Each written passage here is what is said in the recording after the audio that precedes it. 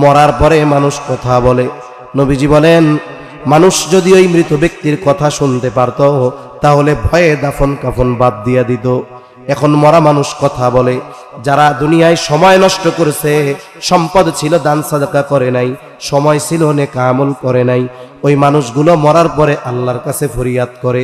দুনিয়ার মানুষ শুনতে পারে না।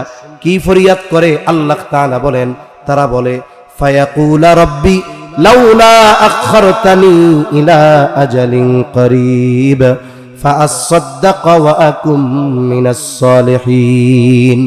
যেই মানুষগুলো সময়টাকে গুনার কাজে, ওয়াহেতুক কাজে, খেলাধুলায়, মোবাইলে, ফেসবুকে নষ্ট করেছে, নেক আমল করে নাই, কোরআন পড়ে নাই, নামাজ পড়ে নাই, সম্পদ ছিল দান সাদাকা করে নাই, ওই লোকগুলো বলবে, ও রব, যদি একটু সময়ের জন্য অবকাশ দেওয়া হইতো দুনিয়ায় যাওয়ার, ও আল্লাহ, আমাকে আপনি যে সম্পদ দিয়েছিলেন তা থেকে আমি একটু সাদকা করতাম।